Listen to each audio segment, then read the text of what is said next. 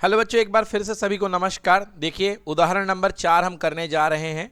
उदाहरण नंबर 4 क्या कह रहा है? आकृति में ओ ए गुणे ओ बी बराबर दिया है ओ सी गुणे ओ डी। बच्चों और कह रहा है कि दिखाइए, दर्शाइए कि कोण ए बराबर कोण सी और कोण बी बराबर कोण डी। ये आपको शो करना है। आपके सामने बेटा चित्र बन करके आएगा, डायग्राम इस तरीके से। क्वेश्चन को पहले कैसे समझना है, ये जगह हमने खाली कर ली है। अब यहाँ पर आपको बता रहे हैं कि आपको क्वेश्चन को कैसे समझना है। सबसे पहले आपको दिया क्या है? आपको दिया है कि लिखेंगे, दिया है कि ओ ए इंटू ओ बी बराबर ओ सी इंटू कितना? O D. ठीक है, देखो ये ओ ए है कि नहीं है? और ओ ए के साथ ओ बी का गुणा है, तो आप एक काम करो, ओ ए के नीचे क्या ओ सी को ला सकते हो कि नहीं ला सकते हो? और ओ डी के नीचे क्या ओ बी को ला सकते हो कि नहीं ला सकते हो? ठीक है, अब आप दो त्रिभुज महसूस करो। एक त्रिभुज आप महसूस करो, त्रिभुज ए ओ डी, त्रिभुज ए ओ डी तथा त्रिभुज सी ओ डी, है ना। ए ओ डी के साथ आप क्या फील करो? त्रिभुज सी ओ डी, सी ओ डी, सी ओ बी, सी ओ बी। तो एक बन गया बेटा ए ओ डी और एक बन गया सी ओ बी। क्लियर है? अभी केवल हमने त्रिभुज दिखाया है आपको, अभी हमने ये नहीं कहा है कि ये दोनों समरूप हैं। ये दोनों समरूप हमने नहीं कहा है। अब बताओ बच्चों कि यहां पर कोण ओ के बराबर होगा कि नहीं होगा? कोण ओ मतलब इस त्रिभुज में ए ओ डी और इस त्रिभुज में सी ओ बी आपस में बराबर होंगे कि नहीं होंगे? कौन से कोण से? शीर्षाभिमुख कोण। ठीक है, अब देखो इस वाले त्रिभुज की संगत भुजा अगर ओ ए है तो इस वाले त्रिभुज की संगत भुजा क्या ले लो? ओ सी। क्या ले लो? ओ सी। और अगर इसकी संगत भुजा ओ डी है तो इसकी संगत भुजा क्या होगी? O B. मैं बराबर का चिन्ह भले बना रहा हूं, बट यहां बराबर का मतलब बराबर नहीं है, बराबर का मतलब संगत है। क्या है? तो देखो ओ ए किसके समानुपाती है? ओ सी के। और ओ डी किसके समानुपाती है? ओ बी के। क्लियर? कल हमने बताया था कि अगर दो त्रिभुजों की संगत भुजाएं समानुपाती हो, क्या हो? संगत भुजाएं, और बीच का जो इनके जो कोण हो, कोई दो जोड़े इनके संगत भुजाओं के समानुपाती हो और बीच का कोण बराबर होता है, तो लगता है, बोलो मेरे साथ, बोलो, side, angle, side, side, angle, side. तो दोनों त्रिभुज क्या हो जाएंगे? समरूप हो जाएंगे। दोनों त्रिभुज क्या हो जाएंगे? समरूप हो जाएंगे। इस तरीके से यहां पे देखिए, आपको यहां पर दिया गया है कि दोनों भुजाएं समानुपाती हैं। ओ ए समानुपाती है ओ सी के, ओ डी समानुपाती है ओ बी के। ये दिया हुआ है। ठीक है, और ये आपने कोण भी कर लिया, तो दोनों लग गए अपने पास में दो परिणाम, ये परिणाम नंबर 1 और परिणाम नंबर 2। तो कौन सी कसौटी लग गई? S A S. S A S समरूपता से दोनों त्रिभुज क्या होंगे? समरूप होंगे। क्या होंगे? चलो चोंच मिला दो। पहले वाले त्रिभुज की ये वाली चोंच क्या है? ए ओ डी, ए ओ समरूप त्रिभुज। बोलो, ए के जैसा कौन? ओ के जैसा कौन? ओ के जैसा कौन? ओ। और डी के जैसा कौन? तो ए ओ डी समरूप होगा सी ओ बी के। अब आपको पता है कि समरूप त्रिभुज के संगत कोण क्या होते हैं? बराबर। तो कोण ए किसके बराबर होगा? कोण, तो कोण ए बराबर कोण और कोण डी बराबर कोण। आ गया? तो समरूपता से समरूप त्रिभुजों के संगत कोण बराबर होते हैं, तो वहां से ए बराबर सी और बी बराबर डी। यही आपको सिद्ध करना था। ठीक है, नोट कर लें। चलिए देखिए अगले सवाल में बच्चों क्या बोला जा रहा है। कहा जा रहा है उदाहरण नंबर 5 में, किसी त्रिभुज पी क्यू आर की भुजाओं पी क्यू और पी आर पर क्रमशः बिंदु ई और क्या है? एफ है। ई और एफ है। बताइए कि क्या वो समांतर हैं कि नहीं है। तो बेटा अगर हमारे पास अनुपात दिया है, अगर हम अनुपात निकाल लें और अनुपात निकाल लेते हैं तो और बराबर अनुपात आ जाएगा, तो थेल्स थ्योरम का विलोम कहता है कि अगर कोई भुजा अन्य दो भुजाओं को समान अनुपात में तोड़ती है तो वो भुजा एक दी गई भुजा के क्या होती है? समांतर। समांतर क्या होती है? हाँ, तो चलिए हम निकालते हैं यहाँ पर जो दो भुजाओं में तोड़ रहा है उसका अनुपात निकालते हैं। तो एक अनुपात बनेगा PE अनुपाते EQ, PE अनुपाते EQ या QE लिख लो, कोई दिक्कत नहीं है। तो आ गया 4/4.5। बोलो ठीक है। दूसरा अनुपात आप लिख सकते हो PF/FR। तो PF/FR आपने किया तो आ गया 8/9। ठीक है। अब देखो बेटा, इसको आप सोचोगे सर ये कैसे ले आए भाई, ये तो अनुपात हमको बराबर नहीं दिख रहा था।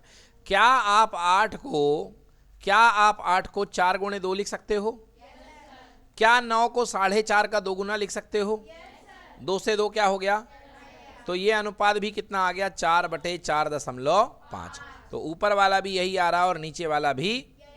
तो दोनों अनुपात बराबर है कि नहीं है? तो करेक्ट आंसर आ गया आपका, दोनों अनुपात बराबर हैं। तो थेल्स प्रमेय के विलोम से अगर अनुपात बराबर होते हैं तो दी गई रेखा क्या होती है? समांतर होती है। क्या होती है? तो यहाँ पर EF क्या होगा? QR के समांतर होगा। क्लियर हो गया? नोट कर लें। इसको सॉल्व करने का एक और तरीका, अगर आपको दशमलव से डर लगता है तो देखिए कैसे कर लेंगे। 4/4.5 आया कि नहीं आया? दशमलव तोड़ा तो ऊपर क्या 0 आ जाएगा, तो ऊपर बटा 40 और नीचे क्या बच गया? 45। 5 से काटो, 5 अट्ठे और पन्नाम मतलब कितना आ गया? 8/9।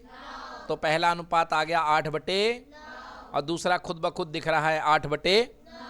दोनों बराबर है कि नहीं है? दोनों अनुपात बराबर है, मतलब निश्चित रूप से ये जो EF है ये क्या होगी? QR के समांतर होगी। ठीक है। क्लियर कि नॉट क्लियर? चलिए नोट कर लीजिए बच्चों। देखिए ये आपके NCERT का एक सवाल है। आपके पास कह रहा है ये आकृति दी गई है, इसमें इसका नाम लिख लो बच्चों। ये है P, ये है Q, ये त्रिभुज है R, PQR, और यहाँ पर ये बिंदु D है और ये E है। क्या है? DE। और ये दिया है आपके पास में ये बिंदु F है। ठीक है। और ये बिंदु O है। ठीक। आपसे क्या कहा जा रहा है? आपसे ये कहा जा रहा है, दिया गया है DE समानांतर है। ये बेटा DE है, ये जो DE है ये समानांतर दिया गया है OQ के, है ना। तो दिया है DE समानांतर है किसके बेटा? OQ के है, पहली बात। ठीक है। और DE समानांतर OQ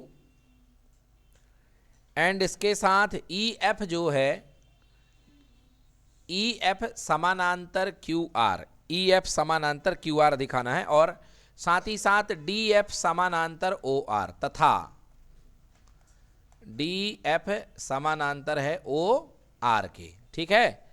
तो सिद्ध करना है कि, तो सिद्ध करना है, क्या सिद्ध करना है? कि EF जो है वो समानांतर है किसके? QR के। चलिए तो यहाँ से अब अपना सवाल शुरू होने वाला है बच्चों।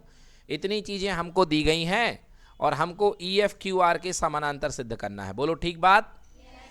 चलिए आ जाइए। देखिए सबसे पहले DE को पकड़ो। ये DE बैठा हुआ है। ठीक है।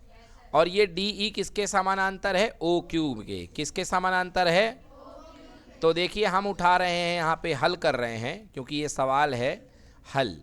तो हम लिखेंगे बेटा, ध्यान दो, बातें नहीं करो। यहाँ पे अब सबसे बड़ा वाला त्रिभुज पकड़ लो। बोलो POQ। क्या ले लोगे? POQ या PQO भी ले सकते हैं। त्रिभुज PQO में, त्रिभुज PQO में बेटा देखो, त्रिभुज PQO में जो अपनी भुजा है DE, क्या है भुजा? वो OQ के क्या है? समानांतर है कि नहीं है? DE OQ के क्या है? तो आप जानते हो कि समानांतर जब जब होता है तो कौन सी प्रमेय लगती है? और थेल्स प्रमेय कहती है ऊपर का समोसा बटे नीचे का।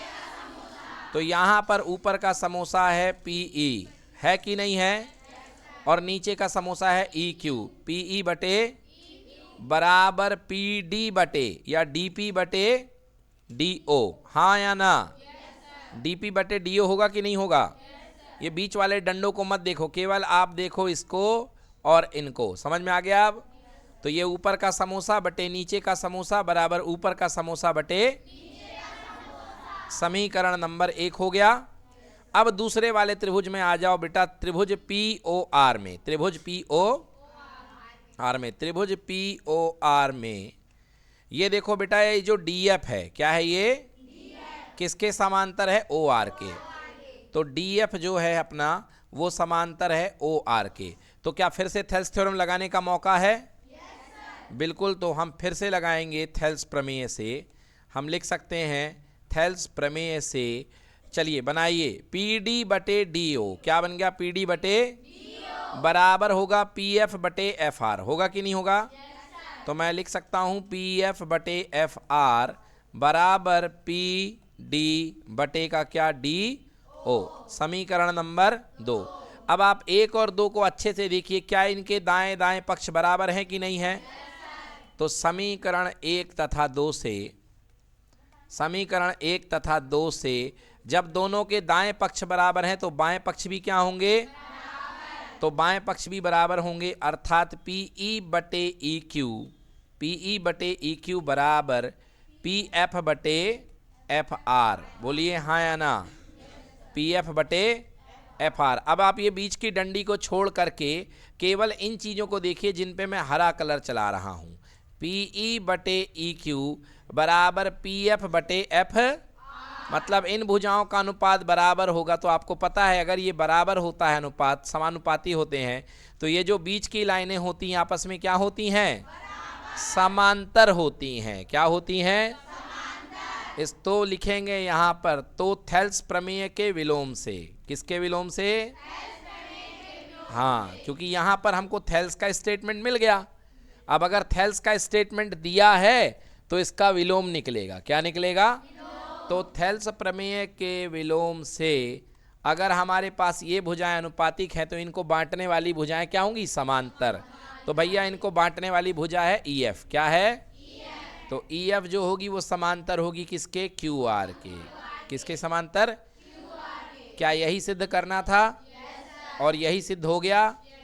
लिख देंगे यही सिद्ध करना था। समझ में आया? नोट कर लें। देखिए बच्चों, पहला सवाल आपके पास में, यदि किसी त्रिभुज की एक भुजा के समांतर अन्य दो भुजाओं को भिन्न भिन्न बिंदुओं पर प्रतिच्छेद करने वाली रेखाएं एक रेखा खींची जाए तो अन्य दो भुजाओं को एक ही अनुपात में विभाजित करती है, यह किसका कथन है? बिल्कुल सही। इसका सही जवाब होगा A। क्या होगा सही जवाब? A। चलिए दूसरा सवाल, किसी त्रिभुज ABC में, ये बना लिया ABC, ये A, ये B और ये कह रहा है D समांतर है AB के, ये बना लिया DE। किसके समांतर? BC के है। ओ गलत कर दिया, BC के नहीं है, AB के है। क्या है? तो हम इससे बड़े वाले होशियार हैं, हम नीचे AB कर देंगे। ठीक है, ये लो A और ये B और यहाँ पहुँचा दिया, ठीक है ना? हम लाइन ना बदलेंगे, हमने चिन्ह वो बदल दिए। ठीक है बच्चों, अब देखो बेटा, अब दिया है, बोलो CD कितना दिया है? 3। EC कितना है? 4 है। BE कितना है? BE 6 है। और DA का पता नहीं है, तो जो लापता है उसको क्या मानते हैं? अब लगा दो थेल्स प्रमेय, क्योंकि समांतर है। क्या है ये? तो थेल्स प्रमेय होती है 3 ऊपर का समोसा बटे नीचे का समोसा बराबर ऊपर का समोसा बटे। क्लियर कि नॉट क्लियर? चलिए, 2 दूनी 2 तियां x का 2 से गुणा हो गया, यहाँ पर पहुँच गया 2x। हाँ या ना? और 3 का 3 से गुणा कितना? तो x बराबर 9 बटे कितना? और 9 का आधा कितना? 4.5। कितना? 4.5। तो करेक्ट आंसर हो गया 4.5 सेंटीमीटर। क्लियर है कि नहीं है? चलिए, तो इसका 4.5। अगला क्वेश्चन करते हैं, क्वेश्चन नंबर 3। ठीक है, किसी त्रिभुज ABC में DE समांतर है BC के। DE समांतर, तो ये BC बनाया, इसके समांतर क्या खींचा? D और E। ठीक है, और ये बिंदु है A। क्या ये बिंदु? बोलो AD का मान कितना? और DB का मान कितना? AE का मान कितना? और EC का मान कितना? काहे का मान ज्ञात करना है? तो अब हमको x का मान ज्ञात करना है। ठीक है, तो x का मान ज्ञात करने के लिए कौन सी थ्योरम लगेगी? Thales theorem. कौन सी थ्योरम लगेगी? तो हम लिखेंगे यहाँ पर थेल्स प्रमेय से। कौन सी प्रमेय से? ठीक है ना। हालांकि ऑब्जेक्टिव है तो जरूरत नहीं है, सॉल्व बस करना पड़ेगा। थेल्स प्रमेय से ऊपर का समोसा कौन? x, नीचे इधर पे और यहाँ पे तिर्यक गुणा होगा कि नहीं होगा? तिर्यक गुणा तो x के साथ कौन भिड़ेगा? x माइनस 1, x के साथ x माइनस और x प्लस 2 के साथ x माइनस 2। क्लियर? x का x से गुणा x का स्क्वायर माइनस कितना? x। यहाँ सूत्र लग गया a plus b, a minus होता है a स्क्वायर माइनस, a की जगह x खेल रहा तो x का स्क्वायर, b की जगह 2 खेल रहा तो 2 का स्क्वायर, तो आ गया x स्क्वायर माइनस 4। हाँ या ना? x स्क्वायर से x स्क्वायर तो माइनस x बराबर कितना? माइनस 4। तो x का मान कितना? करेक्ट आंसर होगा x इक्वल टू 4। क्या होगा? x equal to. क्लियर की नॉट क्लियर? चलिए, निम्न दो त्रिभुजों के लिए समरूपता की आवश्यक कसौटी नहीं है। SSA नाम की कोई कसौटी होती नहीं है। AA होता है कि नहीं होता? SAS होता है, SSS भी होता है ना। और इसके अलावा एक और होता है जिसका नाम है AA। क्या नाम है? मगर इसके अलावा ये कोई कसौटी नहीं होती। ठीक है ना बेटा। RHS होती है उसके लिए, सर्वांग समता के लिए। किसके लिए? सर्वांग समता के लिए। एक बच्चे ने कहा सर RHS होती है, याद रखना बेटा, RHS होती है सर्वांग समता के लिए। किसके लिए? जी हाँ, तो RHS आपकी सर्वांग समता के लिए होती है। चलिए आइए प्रश्न क्रमांक 2, रिक्त स्थान। सभी वृत्त के क्या होते हैं? सर्वांग सम। बिल्कुल सही। सबका रूप एक जैसा होता तो क्या होते हैं ये? सभी वर्ग क्या होते हैं? सभी समरूप होते हैं। क्या? सभी समबाहु त्रिभुज क्या होते हैं? चाहे तुम छोटा समबाहु त्रिभुज ले लो, चाहे तुम बड़ा समबाहु त्रिभुज ले लो, सबके कोण कितने कितने होंगे? 60 60 60। तो इसलिए 60 60 60 वाले दोनों कोण बराबर हैं, इसलिए क्या होंगे? समरूप। क्या होंगे? कौन होंगे समरूप? समबाहु की। ठीक है ना। दो समान कोणिक मतलब एंगल। क्या होंगे? एंगल। अब दो समान कोण वाले हो गए त्रिभुजों में, जब समान हो गए तो इसका मतलब समरूप तो हो ही गए। हो गए कि नहीं हो गए? और समरूप त्रिभुज की संगत भुजाओं का अनुपात हमेशा क्या होता है? तो इसका उत्तर होगा समान। क्लियर हो गया? यदि किसी त्रिभुज की दो भुजाओं को एक अनुपात में विभाजित करें तो वह तीसरी भुजा के क्या होती है? समांतर। क्या होती तीसरी भुजा के? अगला, सभी समबाहु त्रिभुज सदैव क्या होते हैं? समरूप। क्लियर हुआ कि नहीं हुआ? चलिए अगला है सत्य असत्य। दो त्रिभुजों में संगत कोण बराबर हो तो उनकी संगत भुजाएं एक ही अनुपात में समानुपाती होती, इसलिए त्रिभुज समरूप होते। सत्य या असत्य? बिल्कुल सही है, ये बात सत्य है। एक त्रिभुज के दो कोण अन्य त्रिभुज के दो कोण के बराबर हो तो समरूप होते हैं। सत्य या असत्य? सत्य, क्योंकि हमने पढ़ा था AA। क्या पढ़ा था? AA समरूपता यानी कोण कोण समरूपता। दो समरूप त्रिभुज सर्वांग सम होते हैं। सत्य या असत्य? असत्य, कोई जरूरी नहीं है। बाजार से दो कपड़े लेकर के आए, एक एक्सल लेके आ के आए, एक M लेके आए, दोनों समरूप तो हैं मगर दोनों सर्वांग सम समझ गए ना। बेटे की बनियान क्या पापा जी को फिट होगी? नहीं होगी, बेचारा छोटा है। बोलो हाँ है ना? है ना। वो पहनेंगे तो कैसे लगेंगे बेचारे, है ना। ठीक है, इसलिए नहीं होगा। ठीक है ना। अगला, सभी सर्वांग सम त्रिभुज समरूप होते हैं। हाँ या ना? हाँ, जब सर्वांग सम होंगे तो समरूप तो होंगे ही। क्लियर? तो ये हो गया सत्य। क्या हो गया? चलिए इसको नोट करिए। अगला देखिए, क्या सभी समद्विबाहु त्रिभुज समरूप होते हैं? समद्विबाहु त्रिभुज, क्या सभी समद्विबाहु त्रिभुज समरूप होते हैं? क्या लग रहा? हाँ या ना? चलिए जरा देखिए, बिल्कुल सही है, सभी समद्विबाहु त्रिभुज समरूप नहीं होते हैं। क्यों? देखो बेटा, जैसे ये आपके पास में है, ये एक समद्विबाहु है, इसका कोण है 30-30 का। कितने का? और दूसरा समद्विबाहु है, इसका कोण है 45-45 का। कितने का? और जब तक कोण बराबर नहीं होंगे तो कभी भी समरूप हो नहीं सकते। तो इसका उत्तर क्या है? नहीं। क्या सभी वर्ग समरूप होते हैं? हाँ, क्योंकि वर्ग के चारों कोण कितने के होते हैं? 90 90 90 90। समझ में आ गया? तो चाहे तुम छोटा वर्ग बनाओ या बड़ा वर्ग बनाओ, कोण हमेशा क्या होंगे? बराबर। क्या होंगे? इसलिए हमेशा क्या होंगे? समरूप होंगे। ठीक है, चलिए।